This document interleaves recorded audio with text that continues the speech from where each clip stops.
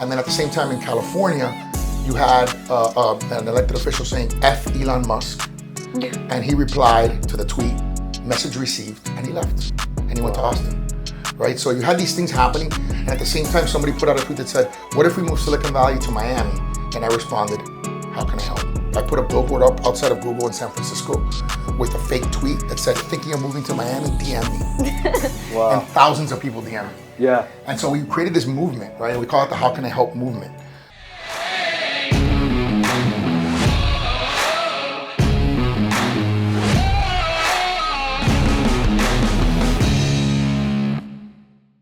All right, guys, so we got another episode of Adversity Kings. I like that name, by the way. Yeah, you like Very that? Cool, yeah. Yeah, so I came up with that years ago, probably a Very decade good. ago. Adversity Kings, so we've got special guests today.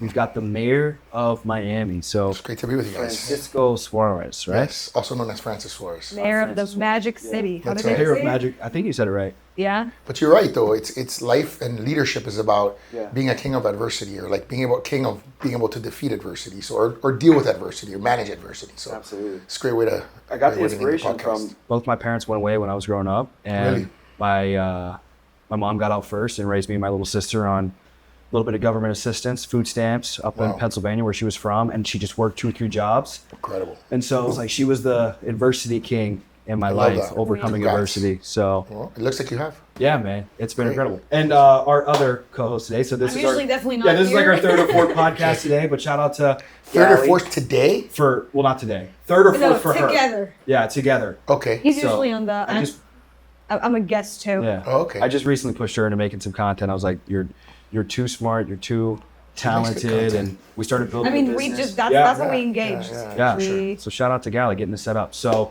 we'll jump right in, man. go. I'm super curious, and I'm gonna start with what was already on my mind. Yeah. Your dad Yeah. was mayor of Miami. That's right. Were you destined to be the mayor? I don't think I was. So my dad got. So this is an interesting story, and it's kind of a long story. I'll try to condense it as much as possible. My dad's a 9th of 14 kids. He came to this country at 12 years old from Cuba, and his father was an academician, very much a hyper Catholic guy. Very much into social justice and social consciousness. And my dad wanted to, and my dad's an engineer. He wanted to help people, right? And he wanted to solve problems. So my dad got it when he graduated from law school and graduated from he got 2 graduate degrees, came to Miami, decided he wanted to run for office. So he ran for office in 1979, he lost. He ran for office in 1981, he lost. And he ran for office in 1983 and he lost again. So talk about adversity, Wow. right?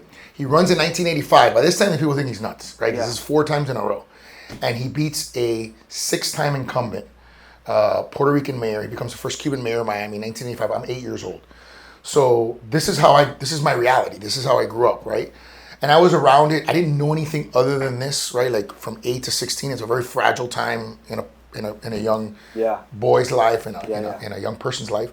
And, and then he had some adversity, and as most people who are in politics at some point run into, right? Yeah. And it kind of discouraged me from public service and from running and from politics. I just found it to be, full of disingenuous people, narrative builders, and it was really not a search for the truth. This is a guy who had dedicated his entire life to public service, a guy who could have made a lot more money in his life. And at the time they were like throwing him through the mud. 2 graduate degrees from Harvard. He got a full scholarship, mechanical engineering, graduated summa, like with almost a 4.0 from college.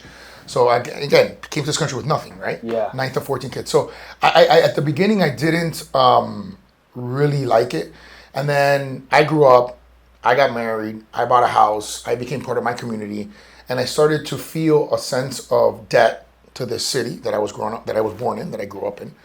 And my dad always wanted me to run for office, and I resisted for like 10 years. For 10 years, he would try to tell me, oh, why don't you run for this? Why don't you run for that? And I was like, no, I'm not interested. And then I was 30 years old, and the guy who was my predecessor as mayor was also my predecessor on the council. So he runs for mayor, and I decided to run for his position. I was a young entrepreneur. Yeah. I had a small business with my cousin, and we were business partners. What business? It was a title company, so we would okay. do closings, right? Yeah. Yeah. Real estate closings, and then it was basically a 2-man team, right? Like it was him and I. That was a company, Yeah. right? We had like 1 employee here, 1 employee there, but we had it for 11 years, and I bought my first house with that company. You know what I mean? I started everything, and so for me, he grew up with me, so he understood what living in a political world meant. Yeah. And he gave me the latitude, and I'm super grateful to him for it, as my business partner, to run for office, to be a part of a bigger part of what I consider to be a problem-solving opportunity, right, in being in public service. And I ran and I won by 260 votes in 2009. Barely won. I was actually doing giving a speech this morning. It was actually like a fireside chat like this. And I'm going to show you guys something here. These are the shoes that I went door to door in. The OG work shoes? These are the OG first campaign shoes. There was a partnership between Kohan and Nike. Actually, you can see the little Nike Air. Yeah. And I literally wore these things into like holes, and I went door to door. So you talk about sales, right? Bro, yes. Door to door. Nobody knew. People knew my dad, but they didn't know who I was. When they did our first poll, my dad, the guy who I was running against, was at 36%. I was at 9%. So I had a 25% gap that I had to make up. And I really just put my head down. I worked hard. It kind of, like when in a horse race when they put the little blinders on the horse. Yeah. I just looked forward. I said to myself, I've already dedicated a year to this. This was already, when I got my polling information in February, the year of the election, which was in 2009. I started my campaign in 2008. And I said, you know what? I'm not going to give up. I'm just going to go, full speed ahead. And I won by 260 votes. And I always think, this morning I said it and I say it all the time. If 131 people would have changed their mind, we probably wouldn't be having this conversation. So it's a real testament to the fragile margins of winning and losing and the fragile balances of life, right? Yeah. Like, maybe I would have found another way. Maybe I would have done something else. Maybe I would have been discouraged. I don't know where my life would have gone. Yeah. But it worked out, and I later ran for mayor and got elected by 85%. But I would say that, just to go back to your question, it was by no means something that I felt predestined to do or felt like, oh, this is going to happen for sure. Like, I actually was rebellious in college. I wasn't like the most. I didn't go to like the best schools or anything. Like my dad went to the best schools. I didn't go to the best schools. Yeah. And so I never. It was not like that for me. It could be like that for other people, but it wasn't like that for me. Who was most influential for you growing up? Oh, definitely my dad. Definitely my dad. I think my dad. Again, he was kind of like a larger than life personality for me. I mean, again, this is a guy who comes to this country with nothing, learns how to speak English. Masters the English language, gets almost a perfect score on the SATs, gets a full scholarship, presidential scholarship to Villanova. They give one a year, full tuition, room and board. Gets almost a perfect score in college. Gets 2 grad degrees from Harvard, an MPP, which is a Master's in Public Policy, and a Juris Doctor, which is his law degree. And then comes and becomes the first Cuban mayor of Miami. So this is a guy that's like, like a god to me, and he's my father. And we have a very good relationship, a very close relationship. We don't always agree. We're kind of different personalities. I'm more like my mom. My mom is like an EQ genius. My dad is like an IQ genius. Yeah. He's written 11 books. He's a prolific writer and reader. And we're just different personality-wise. I'm a little bit more of a more pragmatic. He's a little more ideological. But yeah, I would say he's the one he's probably the most predominant figure in my life in terms of like that role model person. Yeah. Do you have like an epiphany moment? Like, how did you know that, okay, it's time to stop doing the title company. Right. And it's time to become the mayor? What was the switch? It wasn't so much an epiphany moment. I was running this business with my cousin, right, for 11 years. And he started another business called Wadapalooza. They ended up selling it. It's a fitness competition. It was probably the second largest CrossFit competition after the CrossFit Games. And he sold it. But he started the business, and I wasn't part of that business. He was doing it with somebody else. I wasn't, it was all good. And then I kept thinking to myself, like, I'm kind of stifled a little bit. I have a small business. There's only so much I can do. And I'm a lawyer. So I decided I wanted to kind of go into big law. And start working in firms where I could potentially grow more, where I could potentially learn more, right, and acquire more skills and do things at a higher scale. So I ended up going to a big firm. He ends up starting this business, so we kind of in a nice way, no fighting or anything like that, no money fights or anything like that. We just separated in a very, very kind of natural way. He went his way, I went my way. And then that started me off on a different trajectory and a different path, which was, big law. And then being the mayor, once I got elected to the council, our city was in shambles. We We're basically bankrupt in 2009. What year was that? This was in 2009. We're basically by the I real estate bubble. Pictures of Miami in like 2009, and somebody did like some type of time lapse to where it's at now. It's crazy. And that's still how long you've been here. 15 years. You lived during this place. I was just telling. What was the lady's name? I apologize. Should have seen City Hall when I got it. What's your name again? I apologize. Anna. I'm telling Anna, I was like, this is the Dubai. Yeah. We're better America. than Dubai. Even better, because I would imagine affordability and everything, like the luxury and Dubai. So like we're like kind of more like a mixture, I would say, between Abu Dhabi and Dubai. You know what I mean? Abu Dhabi is like the money capital, right, of UAE, and Dubai is like the entertainment capital of UAE. And I think we know we do entertainment well. Yes. But we do capital, and we do, we've moved companies that manage $12 trillion in assets into our community in the last 5 years. So we become what I call the capital of capital, a central aggregation point and deployment point of capital in the U.S. And it's something I'm super proud of. How? What was did you come to, like, was this strategy or was it just like, turn around and see that? How can I help? So that was a big part of it. Yeah, that is fire. So that's a big part of it. So that was a moment on December 4th of 2020 when a lot of America was rejecting innovation, right? You had New York rejecting Amazon after they won the HQ2 prize, 50,000 high-paying jobs. They go through this entire national search to get a second headquarters. They win, and then they say, we don't want it. So you're rejecting $1 trillion company that $1 trillion valuation company that wants to set up an office, a headquarters in your city after you competed for it, right? So the signal is, you want to create innovation here, we don't want you. And then at the same time in California, you had an elected official saying, F Elon Musk. And he replied to the tweet, message received, and he left. And he went to Austin, right? So you had these things happening. And at the same time, somebody put out a tweet that said, what if we move Silicon Valley to Miami? And I responded, how can I help? Wow. Right? So totally different attitude. You want to build here? You want to create prosperity? I want you to be a part of it. And so we did that. We did a lot of other cool viral things. Like I put a billboard up outside of Google in San Francisco with a fake tweet that said, thinking of moving to Miami, DM me. Wow. And thousands of people DM me. Yeah. And so we created this movement, right? We call it the How Can I Help movement, where we grew, I would say, in 3 years, what it would take most cities to grow 30 years, right? I mean, in terms of the amount of capital that we attracted. And it had a lot of ancillary benefits. So we started recording homicides, murders, in 1947 in Miami. In 1947, we had 32. Last year, with a lot more people than 1947, we had 27.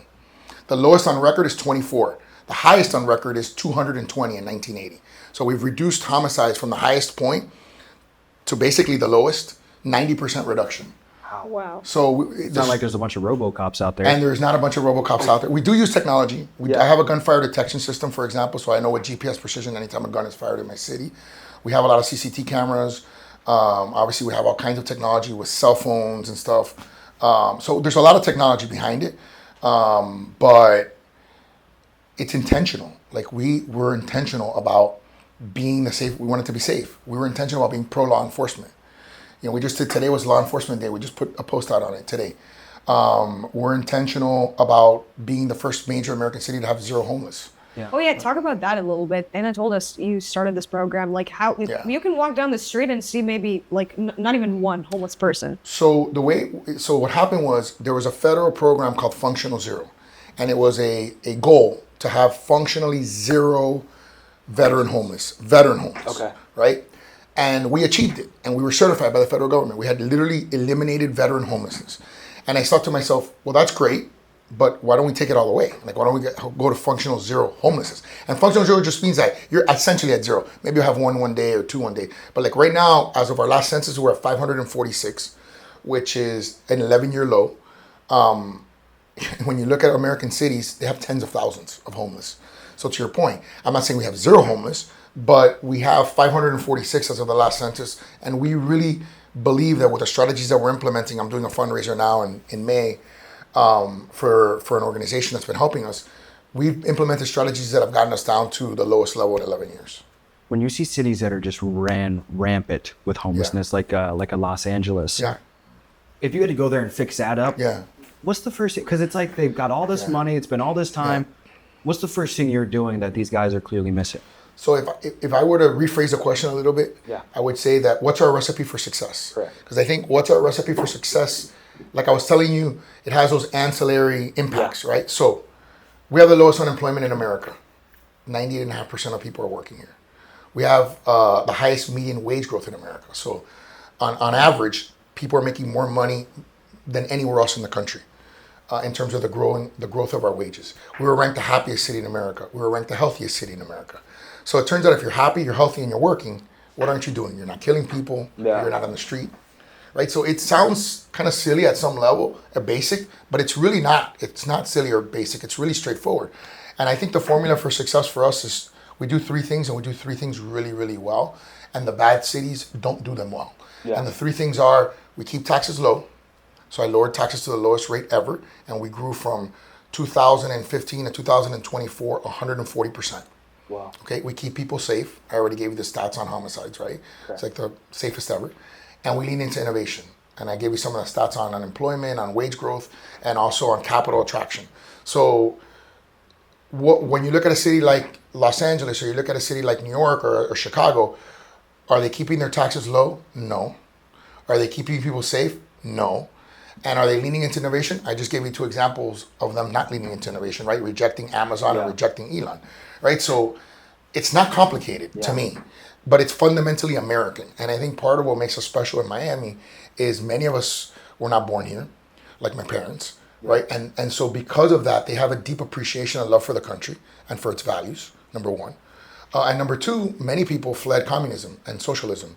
And so they realize that it's hard to fool them into believing that government is the answer to all problems, right? It doesn't mean that there isn't something that government can't do in a given circumstance to be helpful. We do things on affordable housing. We do things on homelessness. We do things, programs of assistance that do help people. But it's not the problem. It's not going to create the economy. You know what I mean? It's here to help people that are in need, and it's here to, deconflict things and make it easier for people to succeed. Absolutely. So, another thing that I wanted to talk on is your ability to also bring like every sport to Miami as well. I'm talking like every sport. You got F1 this weekend. Yep. And so this should air probably simultaneously. So this should be right on time. Perfect. But you got F1 here. I don't remember F1 being in Miami years ago. It wasn't. And now it seems like every year you got F1 that's coming here. 10 years. Then I don't know if this has been announced yet. Is it E1? Yes, it's been announced already. Yep. It's already been announced? Yep. Okay, so have you guys done that before? Or is this the first year? No, it's the first year. Yeah. So explain a little bit about your excitement with F1 and E1. So it comes down to a more fundamental concept, right? Yeah. The more fundamental concept is, why is Tom Brady living here? Yeah. Why is Leo Messi living here? Why is Jeff Bezos living here? Why is Ken Griffin living here? Why are all these people living here, right? It's because they have one thing in common, right? Their most precious asset is their time. It's the same thing that we all have. If you really think about it deeply, I think when you're younger, you have a harder time with this concept because you're like trying to make it in the world and you're like whatever. But when you get a little older, you start to realize I'm not trading money, I'm trading time. The money that I have allows me to get on a plane and fly somewhere or go on a vacation or do whatever I want with my time, right? So we're creating an ecosystem that values people's most precious asset, which is their time. And then the question is, what do you want to use your time on? Right? Do you want to use your time on listening to this podcast? I think it's valuable. Right? Do you want to use your time on going to a sporting event where you can socialize, network, do business, right? And at the same time have a good time, enjoy yourself? Most people would say yes. And so we believe that we want to give people the best offerings to value their time, whether it's cultural, whether it's sports, whether it's parks, whether it's fitness, whatever it is. And that when you build an ecosystem around that, you're untouchable. I mean, you guys literally do it all. You got the Heat. They just were in the playoffs. Unfortunately, they didn't. Yeah, it's okay. Nobody, we can't win the championship every year. Yeah, literally. And Eric's a good friend, and he's a great coach, and it's and Pat's doing a great job.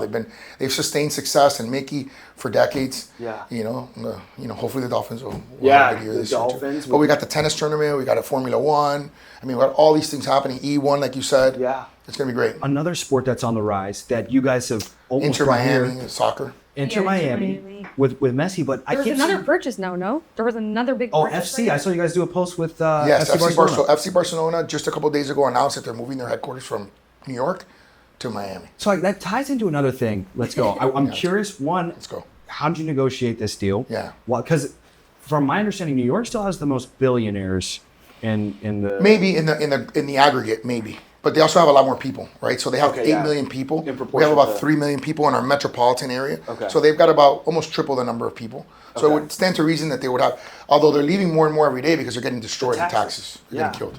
So I think it's a value prop thing. So we were very intentional. I was president of all the mayors in the country, U.S. Okay. Conference of Mayors, and we as a community as a country, along with the current president Trump and Jared Kushner, I have to give Jared a lot of credit, helped get the World Cup to the U.S. Correct. And then I, as the president of Conference of Mayors and the mayor of Miami, thought we had a great thing to offer. We got the World Cup headquarters here in Miami. Yeah.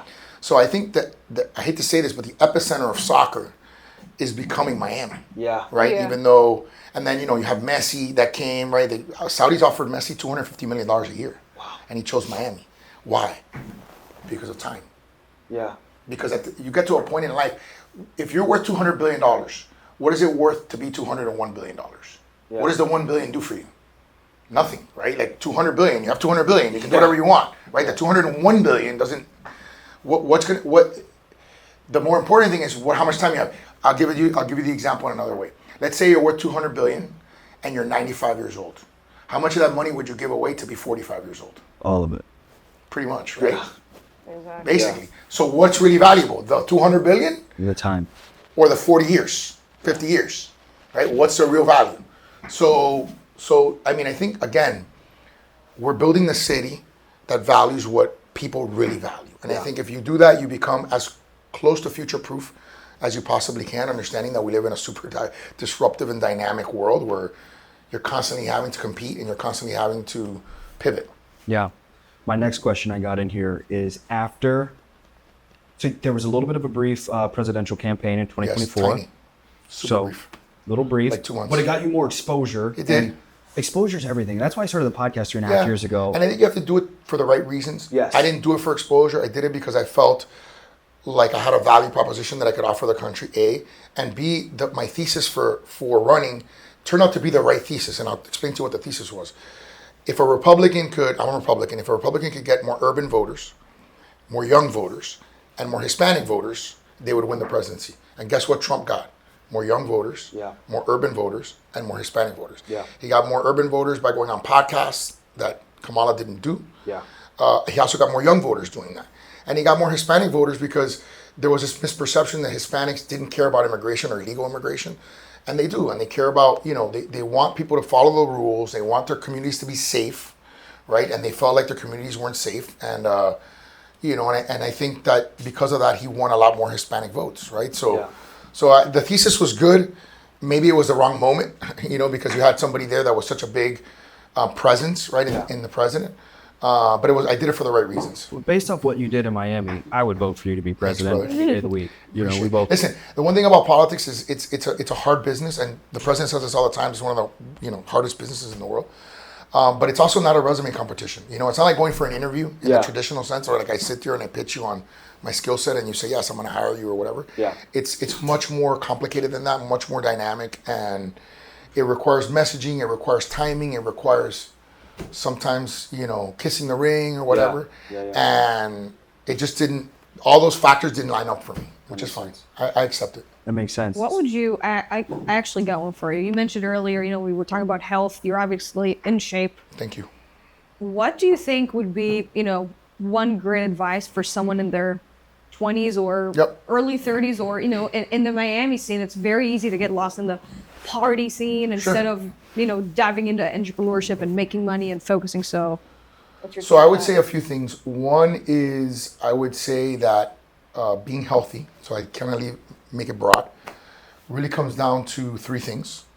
We complicate them. We see people and we're like, make this complicated. It's not complicated. Sleeping enough, eating right, and exercising. That's it. Like, that's the basics. And frankly, you can exercise without using any equipment, right? You can do air squats, you can do burpees, you can do push-ups, you can do handstand push-ups. I mean, you can do stuff for your abs, stuff for your back. I mean, you can basically do a bunch of stuff without even having any piece of equipment with furniture or whatever, right? So I'm not a big into excuses, right? Like, I can't work out, I can't afford a gym, I can't. No, it's not about that. Like, you don't have to do it for an hour. You can even do it for 15 minutes, 20 minutes. So can do it consistently, right? So I think if you use that as a building block, like, hey, I'm going to sleep well, I'm going to eat well, and I'm going to exercise, I think you're ahead of the game. In terms of motivation and entrepreneurship, I think what's great about our city is that people are very passionate and they're hardworking. And I think there's a misperception that we're not. And I think we are. I feel like we have a very much of a hustle mentality. Yeah. And I think the one thing I would say is follow your passion.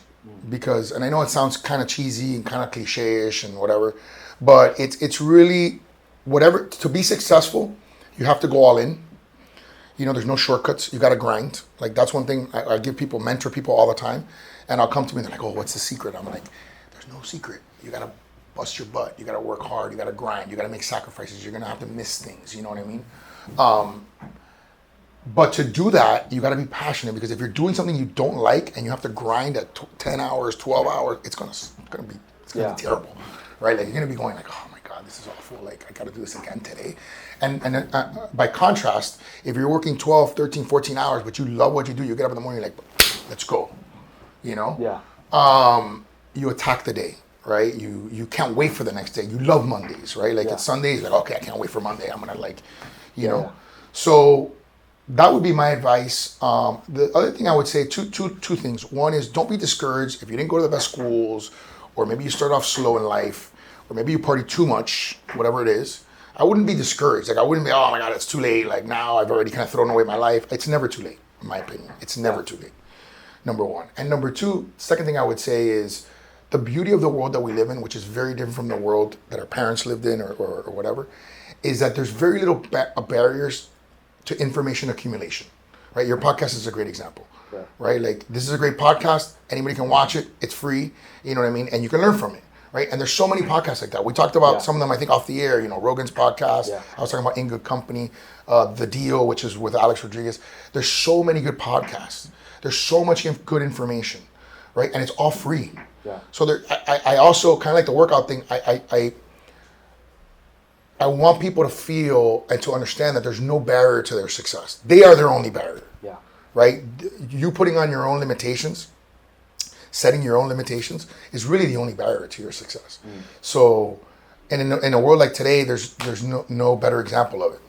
Piggybacking on the entrepreneurial success that she brought up, something I just love asking people that have built legitimate wealth or legitimate success, a combination of both, which you have, and being around people that have built like incredible wealth, like you said, like they just sit there, they don't need another $1 billion. You know what I mean? They have more than they could ever imagine. When the FTC, I know within the last year or so, had come out with things in regard to guys making, false advertisement, kind of the course guys, which that's all over the world right now. People pushing courses and just kind of illegitimate, advertisement in regard to business and sales. These guys are taking a shortcut to get money versus just taking the hard road to get money. What are your thoughts on that? There's no shortcuts. Yeah. There's no shortcuts. I mean, I think there are a million different ways to learn.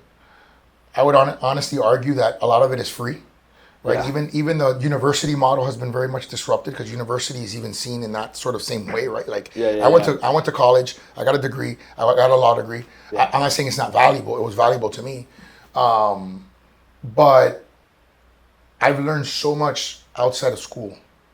Right, self-taught. Yeah. Right, like self-taught. I to the extent that anyone might think I'm smart or might think that I'm good or proficient, let's say at crypto. Like, if you were to put in right now ChatGPT, who's the crypto mayor of America? Francis Suarez. Yeah. If you put in there, who's the technology mayor of America in ChatGPT right now? Francis Suarez. If you put in, who's the fittest mayor of America right now in ChatGPT? Francis Suarez. It's true.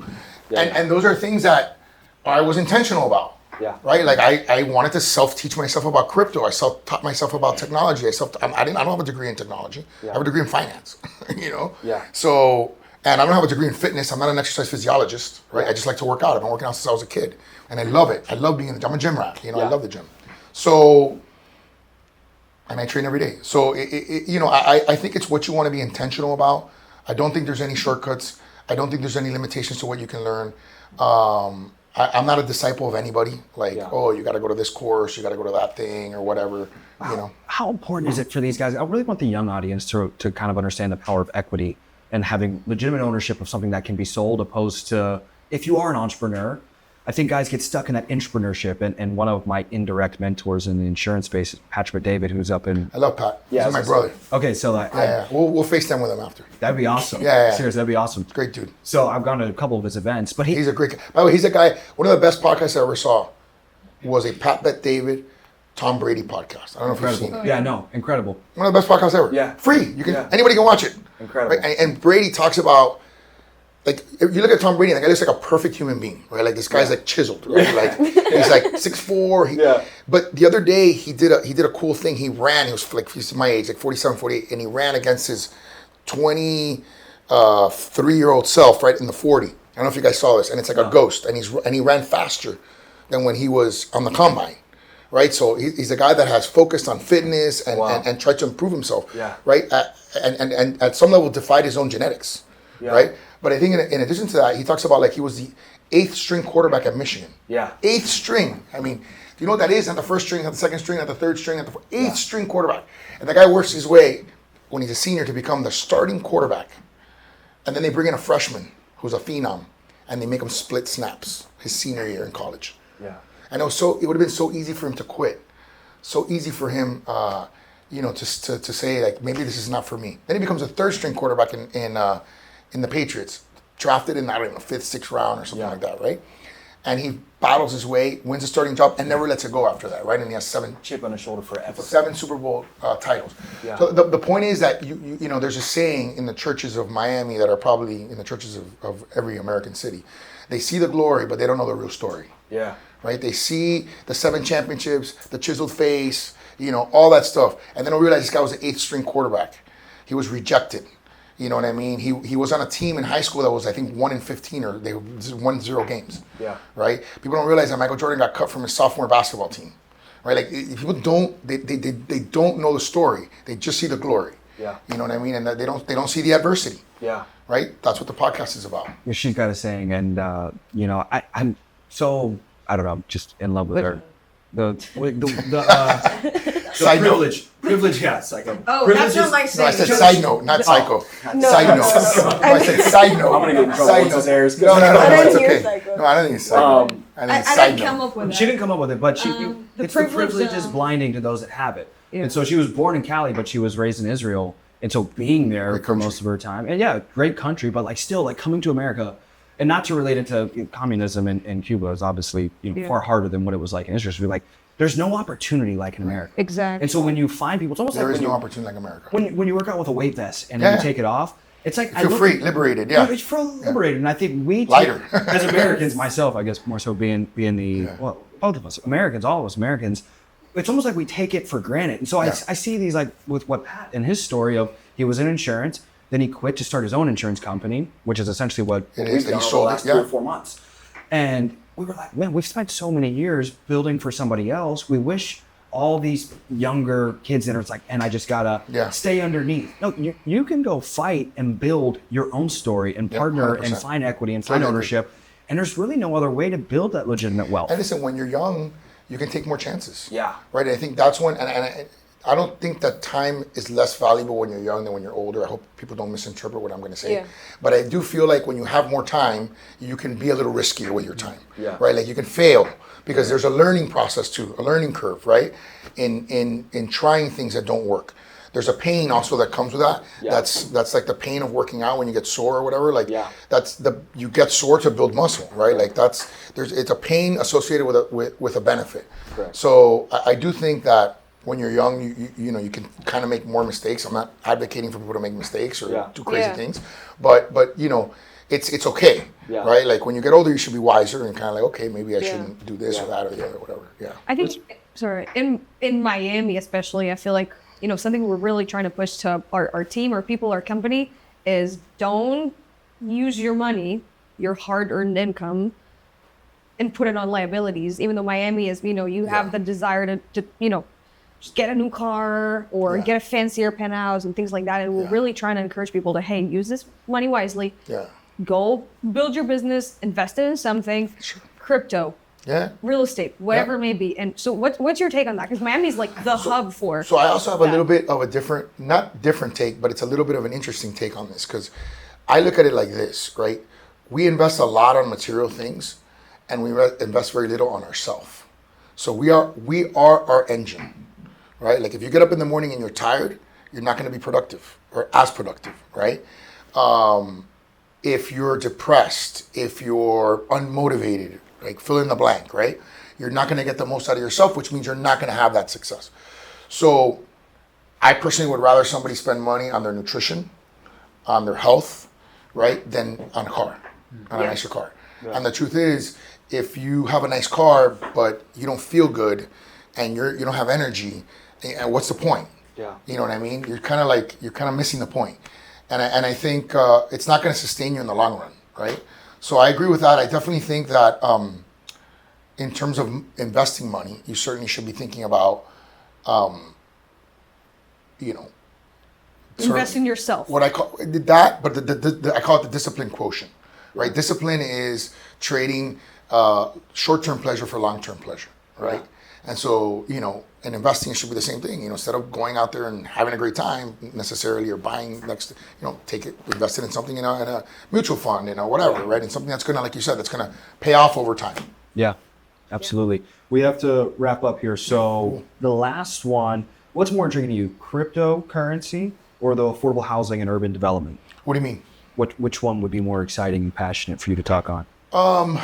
Both are great topics. Both I mean, topics. Like they're two different topics completely. Correct. Yeah. I think one of them goes to innovation and, which is crypto, of course, innovation and the promise of decentralized finance and where the world is going from a financial perspective. That was actually the CEO of Ripple's a good friend, Brad Garlinghouse, and he was talking about the friction in payments. Why do we get paid every 2 weeks? Why don't we get paid every day? Yeah. Why don't we get paid every hour? Right, in terms of the money that we make. Yeah. And it's because of the friction that comes with making payments, right? There's paperwork, there's all these things. You saw it? Did you see the reel? You're laughing. No, I was thinking about my cash flow. Yeah, man, damn, that sounds good to me. But there's friction, right? Yeah. So these products are going to change the financial system. Like, for example, when you build a building, I'm going to use it, and then I will talk about affordable housing. But when you build a building, it's built using two things. Well, it's built using one thing, money and concrete or whatever, right? But it's built really using two things, debt and equity. Right? You borrow money. Yeah. The bank will lend you a certain percentage, 50%, 60%, 70%, depending on the bank, depending on your credit worthiness, etc. The rest is equity. You put it in, it's at your risk. If you lose, you lose. If you don't make the payments, the bank loses, right? So that's it. But right now, that's confined to rich people. Unless you have $200 million, you're not going to be able to put an equity check into a building in Miami, right? Or whatever, equity checks they are. Or unless you have $500 million and you're a bank, you're not going to be able to lend the money, right? Most likely. In the world that's coming in decentralized finance, you're going to be able to buy $5,000 worth of the debt of one building. You're going to be able to buy $5,000 worth of the equity of a building. So you're going to be able to build a building and offload the debt and the equity fractionally, right, to people, which is great because it was a financial product that wasn't available, right? Like you couldn't, unless you're super wealthy, you couldn't make money. Yeah. So it's one of those kinds of things. It's democratizing wealth opportunities. So I think that with crypto is going to be very important.